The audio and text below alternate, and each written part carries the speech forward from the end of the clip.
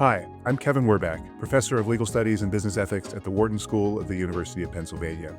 For decades, I've studied emerging technologies, from broadband to blockchain. Today, AI is promising to transform our world. But AI needs accountability, mechanisms to ensure it's developed and deployed in responsible, safe, and trustworthy ways.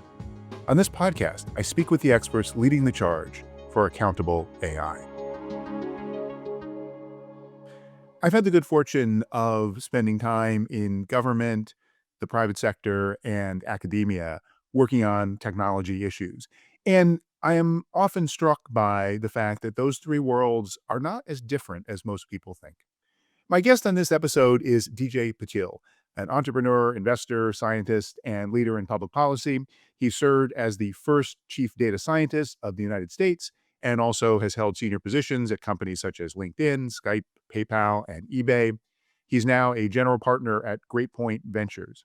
We talked about the challenges and opportunities that AI poses for government, for companies, for universities, and for our society. How can we address the great challenges and disruptions that AI will bring us and align incentives properly to realize the full benefits of the technology? It was a fascinating conversation. I hope you enjoy it. DJ, glad to have you on the podcast. Thanks. Good to be here. You were the first chief data officer of the US, now something like 15 years ago, back in the Obama administration, when I was also in government. Is that a role that governments should still have today? So the short answer is yes. But one clarification: it's a chief data scientist, Okay. and it's actually it's a.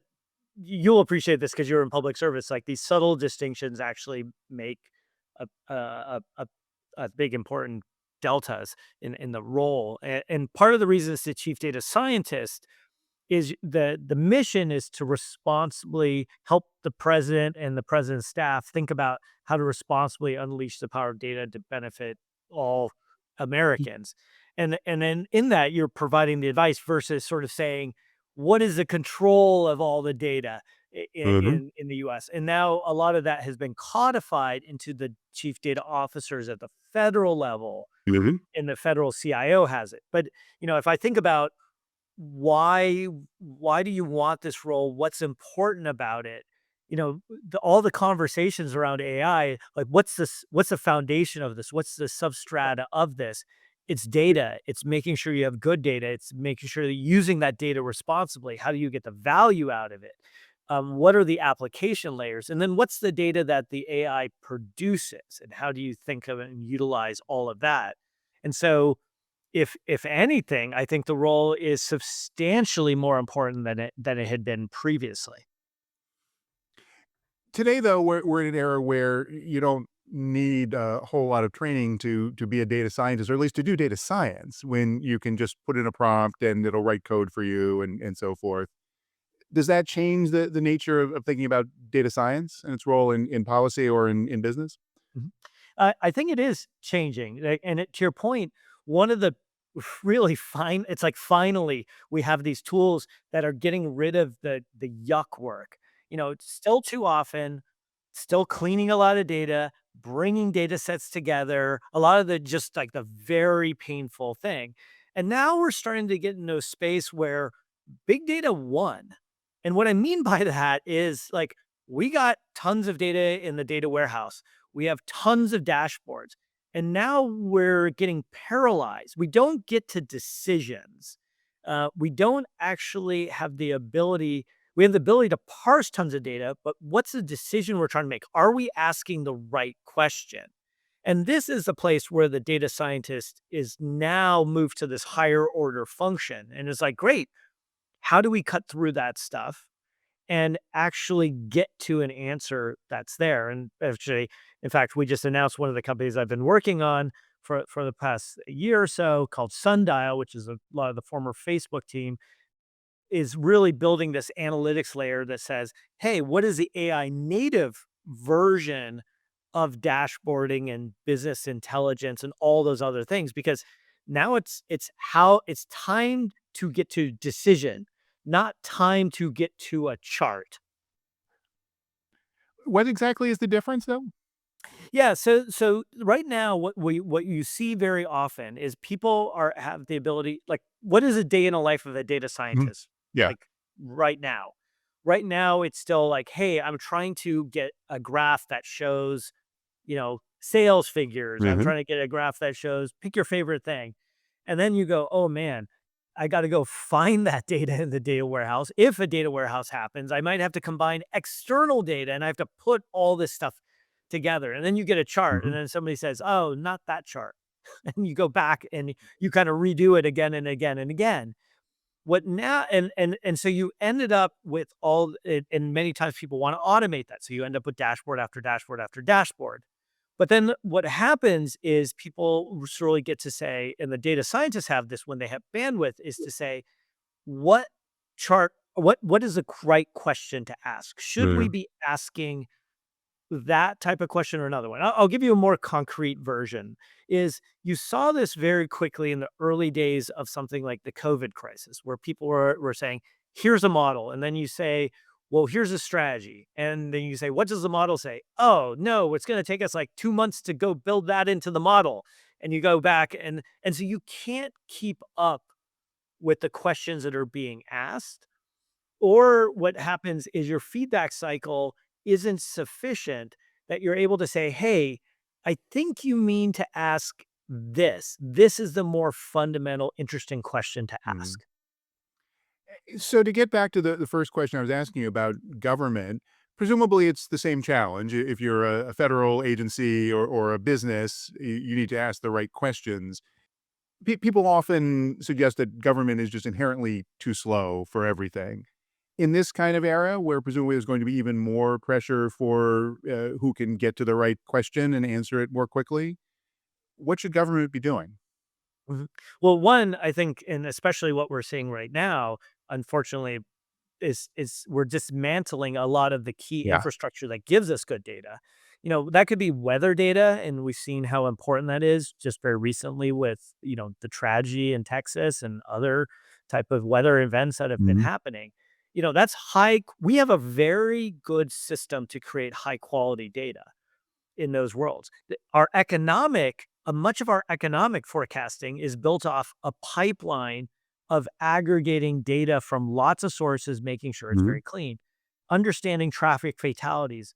Is our food system clean and acceptable? Is our delivery system of pharmaceuticals good? All of this stuff has gone through decades of hardening in the sense of making sure that's very, very good. Mhm. Could it be improved? Absolutely.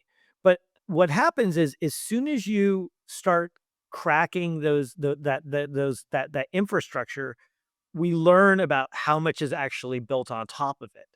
Mhm. Think about how much actually depends on census. Not only the way we distribute Congress is based on census, and if we do that, if you don't do a good job of that, you're not doing allocating representation correctly.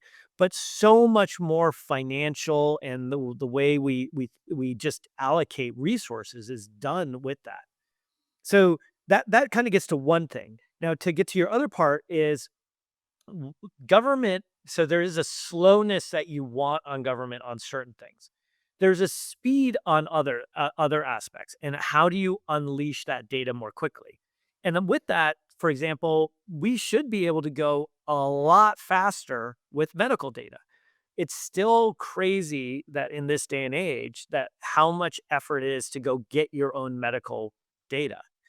That was a lot of work that President Obama drove, and it was subsequently driven by both the Trump administration and the Biden administration, but it's still too hard. And so if you want to use an AI system to look through all of your medical information between multiple doctors and hospital systems or something where you may have complex care, that's non-trivial to do. You have to download stuff, you have to it's just tough.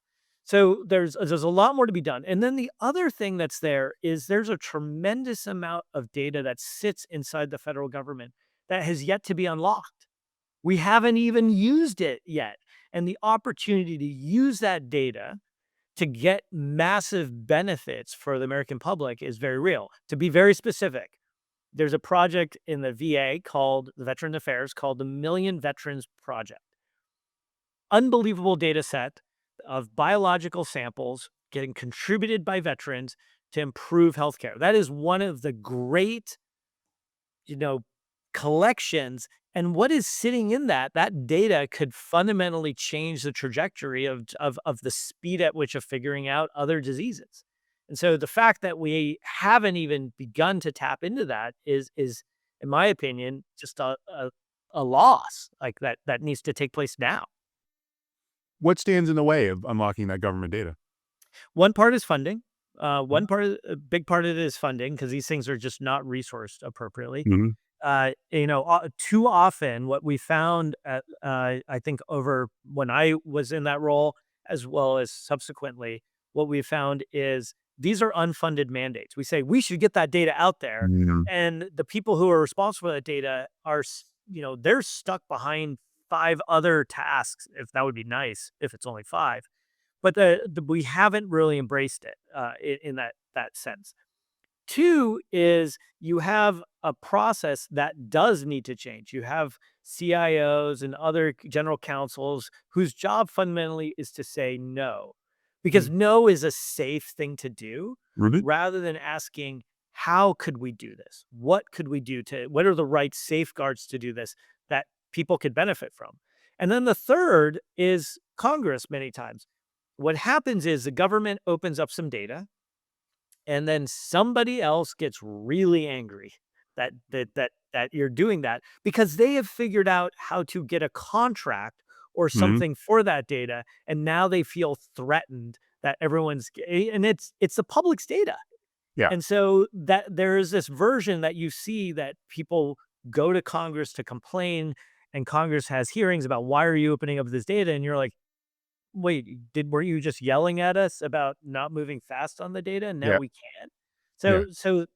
Yeah. It makes it a very we should really be aligned, I think, fundamentally on what does it mean to responsibly unleash this data to benefit all Americans. And if you do that as your true north, I think we get to a set of Well, data that are very obvious that that investment is going to pay off massively in the next 5, 10 years. it's interesting what you were saying about, the challenge of unlocking that data in government, because it makes me think that there are some similar issues in the private sector. It's still a question of a alignment of incentives. You have general counsels and risk and compliance people who wanna say no. You have, different groups who have silos and so forth. But at least in government, you can ultimately point to, "We have a mission, this is to serve the public." In a company, to turn to the private sector, what are the leverage points to get organizations to align on taking advantage of this AI opportunity? Mhm. So I think you raise a number of really interesting points when we move to the private sector. So first is companies may not want to release that information for Mhm. various versions, right? One is there have been plenty of cases where people have tried to release data and then somebody finds something in that data Mhm. that shouldn't have been released, and then that just causes a problem. It's a headache, for the company. And then they say, "Hey, why are we doing this?" And most often that benefits researchers.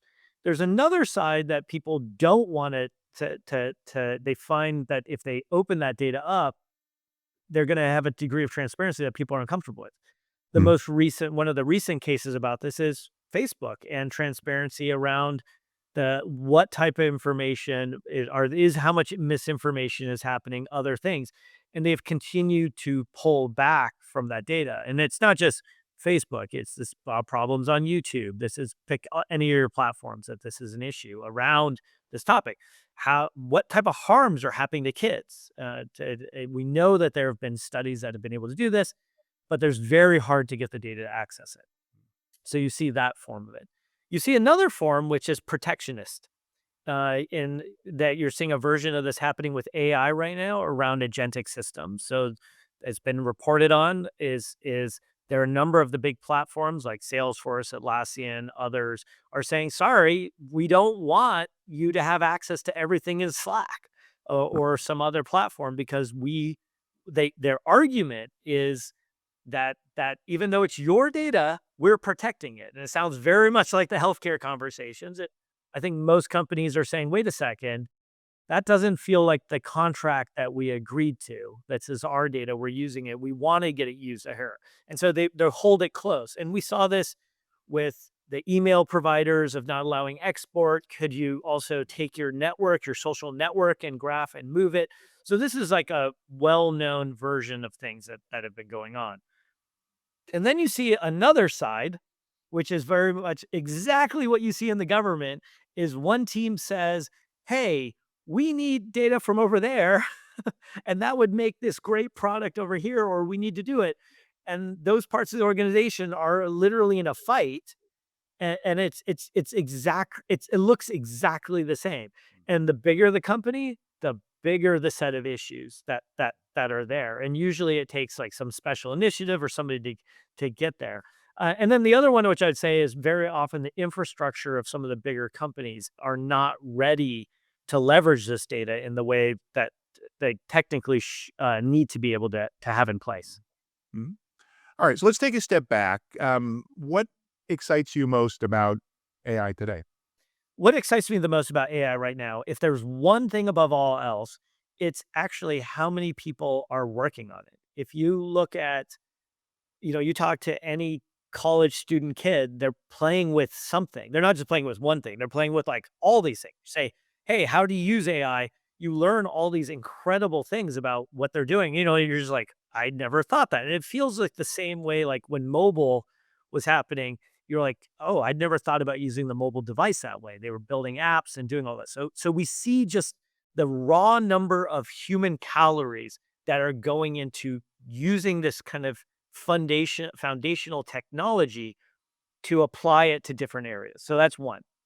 Two, I am constantly surprised, both in my personal life and talking to other people, and I hear from in the various ways that they're using AI, whether it's something mundane like planning, what to do with the kids on a rainy afternoon, to taking care of somebody that, they're trying to interpret lab results, or they're trying to understand what the doctor is saying because they're talking so fast. And what I found, when I was working on precision medicine initiative, cancer moonshot, is we often dismiss the patient or the caregiver and say, "Oh, they need to have the doctor to understand this." But they get so much value from turning to Google or, pick your favorite search engine, that they now have jumped to that with the AI systems to manage the complexity, or to say, what questions should I ask my physician? What should I ask my primary care physician? What should I ask the oncologist?" And I see those things. I see people who are preparing flashcards and other things. And so the amount of innovation here is extraordinary. There is that flip side also, that I see those people who are being left out because of the cost structure of these tools. I see people whose careers are getting about, if not already getting disrupted, are you see it coming very soon. And so that combination is front and center right now. How though do we deal with the challenges if people are using it for all of these situations, but we know these systems are imperfect? Mhm. They may hallucinate, bias, all the problems that data scientists are very familiar with. Right. But now it's everyone using it for everything. Mhm. So I think a few things that are there and there. One is, and this is getting really hard the more we adopt these systems, is there Yeah. is an AI laziness, Mhm. complacency that happens. No different than when we trust, you know, map software. Like you trust Google Maps, Apple Maps, pick your favorite one. People just blindly drove off cliffs, or people drove into lakes just Yeah. because they were like ignoring reality. I used to That do that in part, my class. There was an Uber driver who in San Francisco wound up stuck on a stairway yeah, because it showed that there was a road there, but it was actually literally a staircase and the yeah. car couldn't move. Yeah. They ignored all reality to do this. And so what I think there is a very real concern about what does this look like when those type of issues happen. And I'll like we saw this with search engines. Like if people said, I want to harm myself or do something where self-harm would happen, you'd get a great recipe to do so. I mean, it was terrible until these issues were highlighted. And so what is that level of responsibility in the platforms for what you might call base level sort of kind of protections, like the Mhm. obvious things. If you and then there's a set of things as you move up, and I think it is very clear that these models are improving, getting better, substantially better. But the thing that has to happen in there, like if you're thinking about making a medical decision with this, you should be always thinking of this as a co-pilot, not the pilot. And I think that's easy for us to say, but as more and more people adopt it, and like the example you said of people, the Uber driver, the example that you used in your class, that exemplifies the problem we're going to have in society here. And there isn't an easy answer overall, but I do think of it as a steady, very aggressive testing approach, trying things out, red teaming. We actually wrote a book on this, a small book called Data and Ethics, to really kind of give practical ideas that you can do to get a sense of how dangerous the technology might be as you're building it, or and what do you want to do and put guardrails in place for it. Yeah.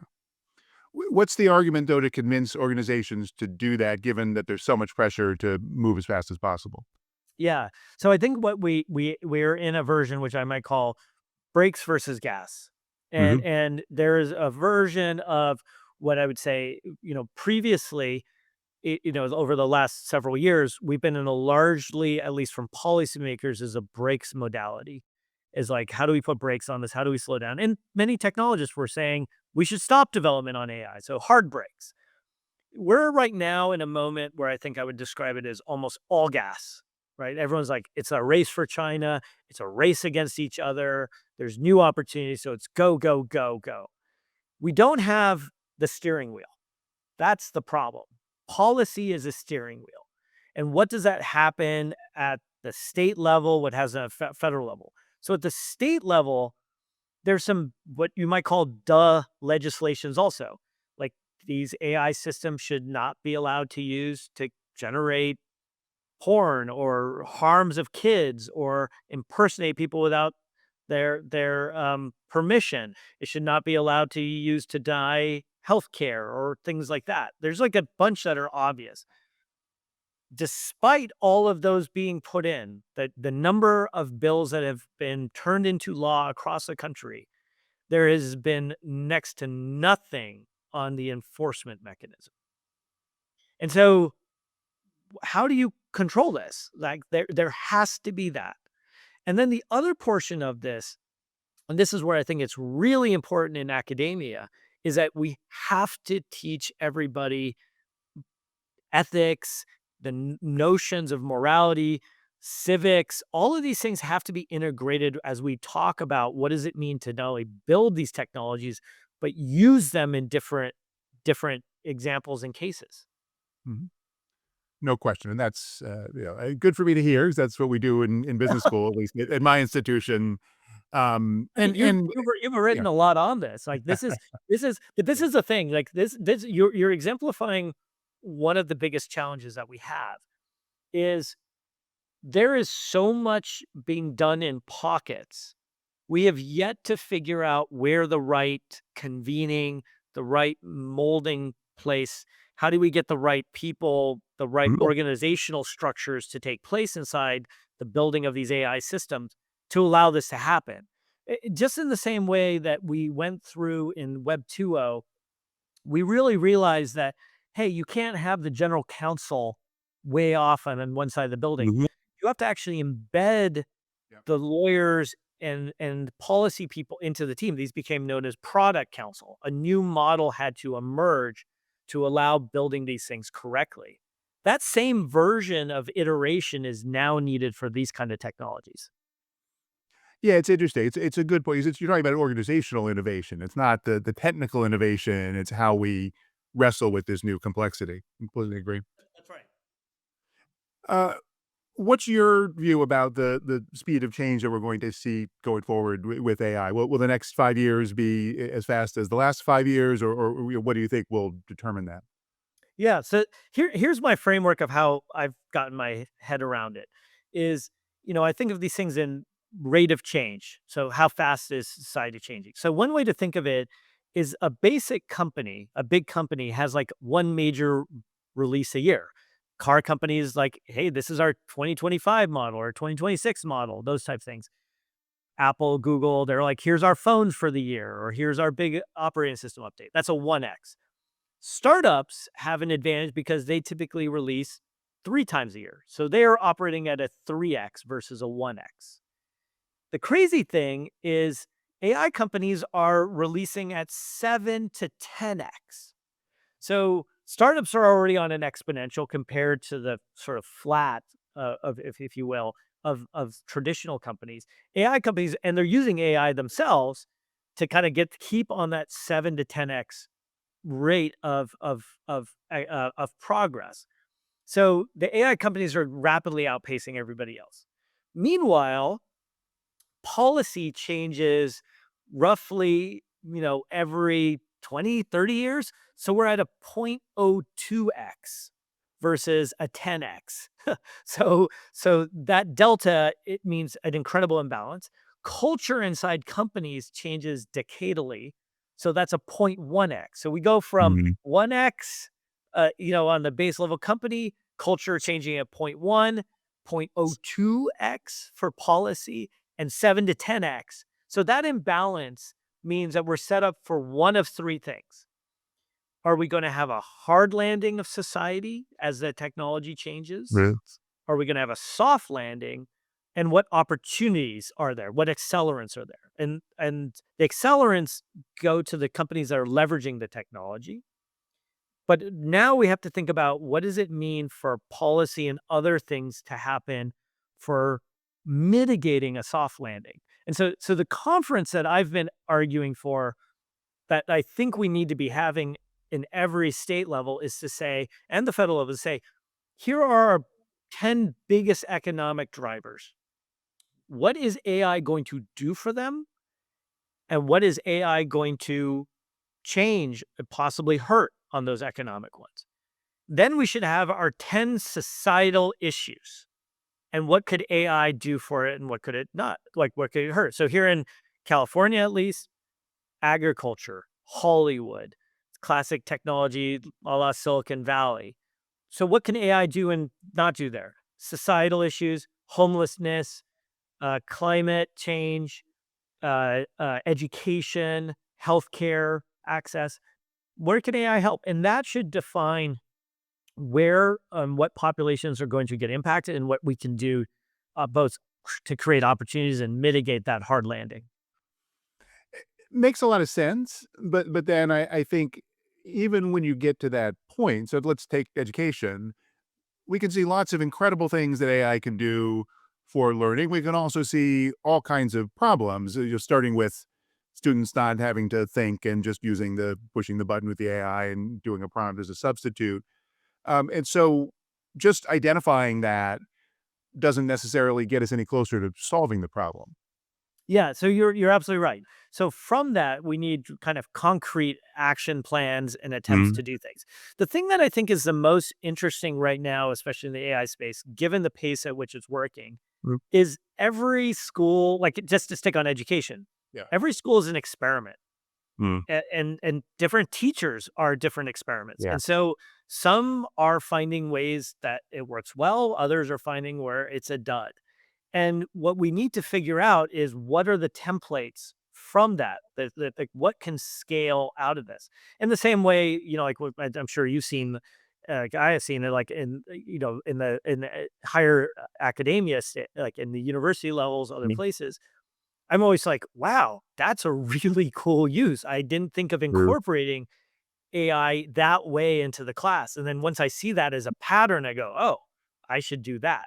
And so that it's still hard to leverage that learning. And part of it is because I think a lot of those other places, especially like in education or places where there's been the unions have largely said all breaks. And Mm.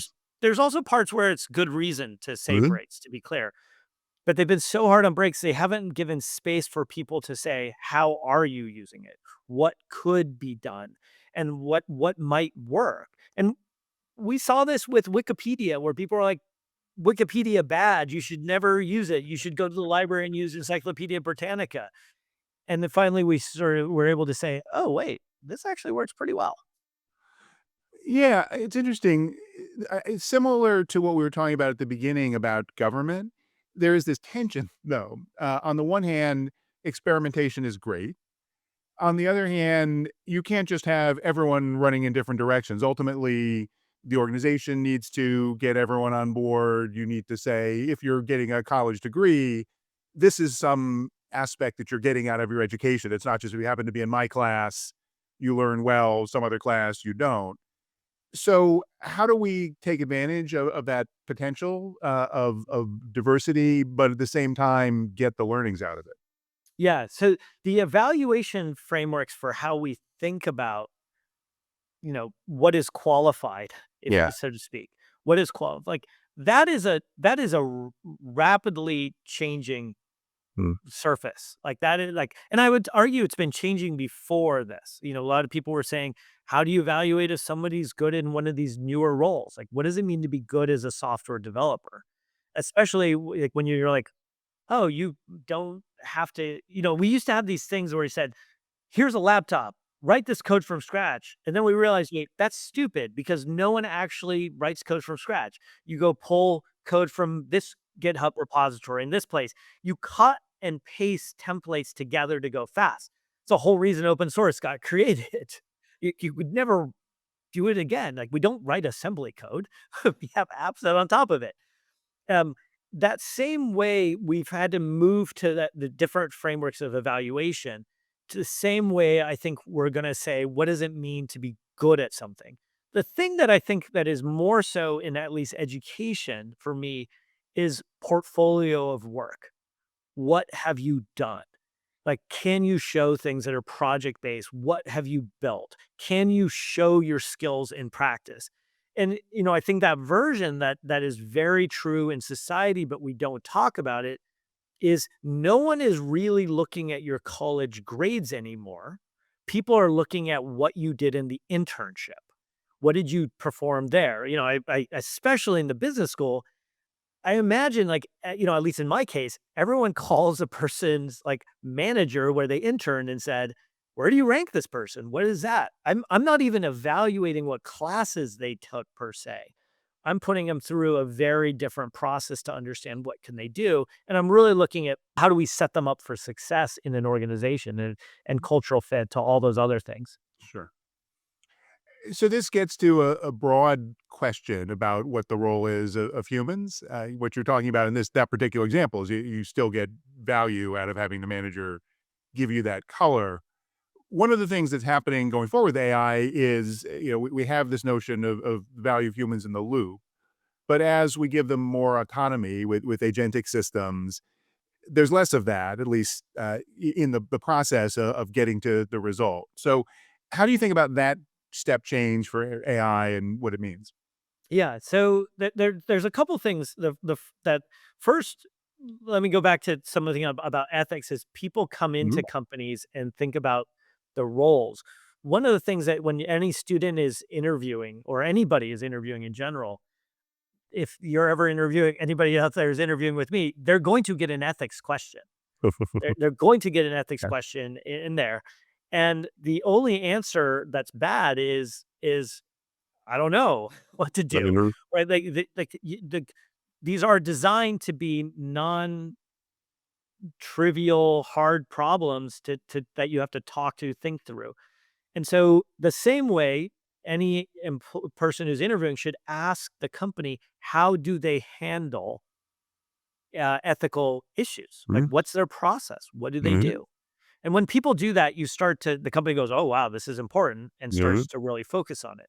There's a similar version of that with AI systems, agentic systems, and we definitely see that starting to merge where people are coming to companies are saying, which AI systems am I allowed to use? What am I not Mhm. allowed to use? It's kind of like that version of like, do I get to use Microsoft Word back in the day, or do I have to still use a typewriter? Like maybe we just did it ourselves here. But the like you got measured on like how many words you could type for a while, and then that became a stupid measure. Like people were like, "No, we don't even need to look at that anymore." Yeah. You didn't put it on your resume back then. So people are saying what tools there are, and I think there's a flip version where also companies are like, "Which ones do you use, and what are you familiar with?"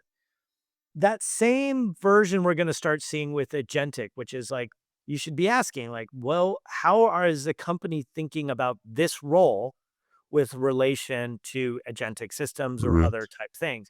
And that tells you a little bit about the longevity of those It kind of things. So like so in a hospital it situation, they might say, "What are you talking about?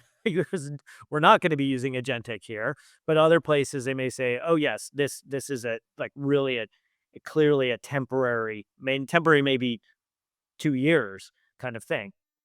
Now that's like one side of what the handshake is as you try to understand what the Mhm. company is thinking about on agentic. Overall on agentic systems, I think the thing and what I think we're still in the very early beginnings to understand what agentic is. And the version I would tell people is when we had the opportunity to write the first national strategy on AI and autonomous systems, all these type of things, what did we get wrong? We kind of thought, oh, blue collar workers are the ones that are going to get disrupted first.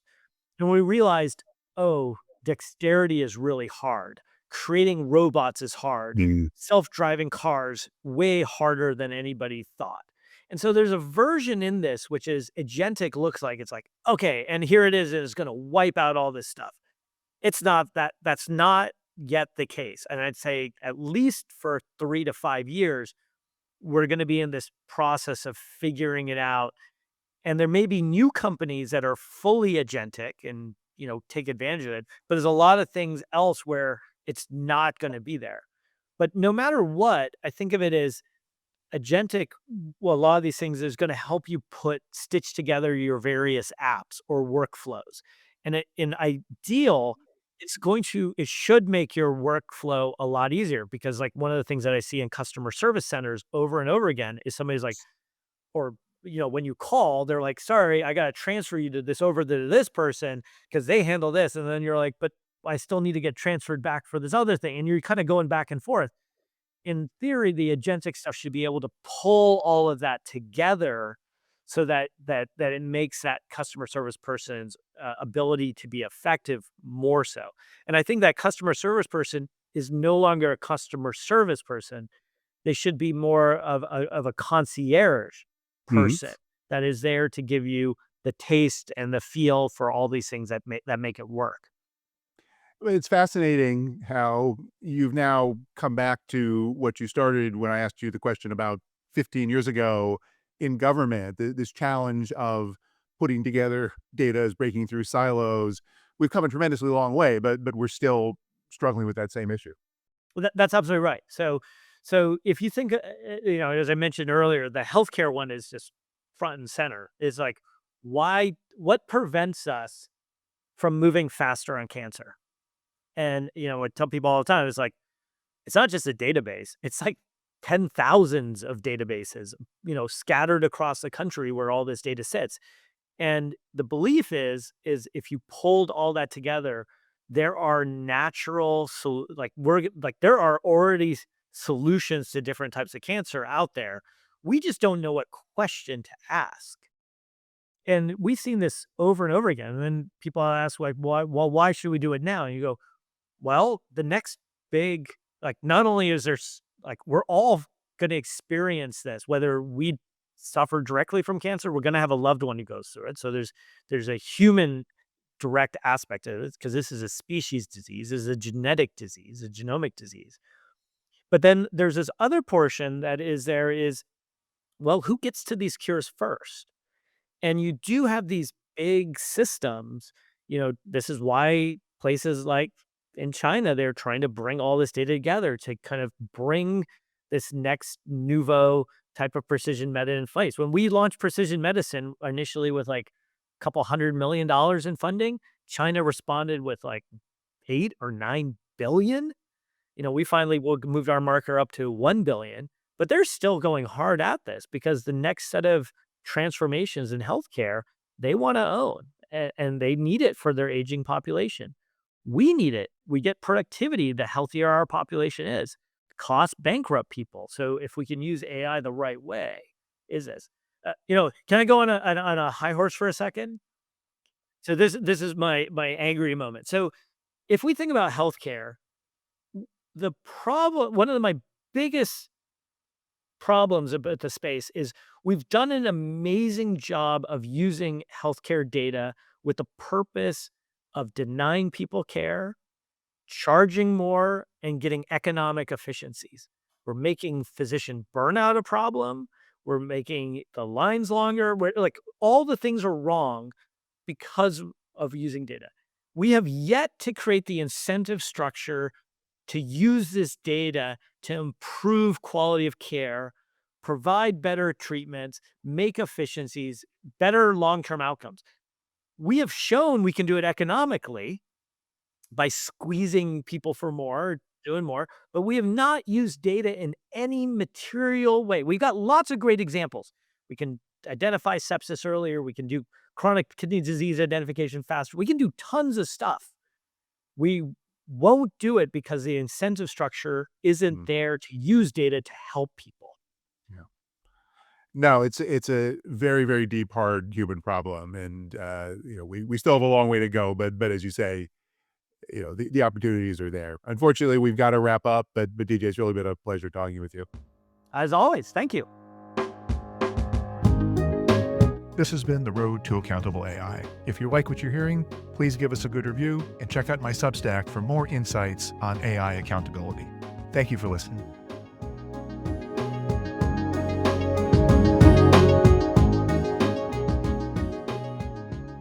This is Kevin Werbach.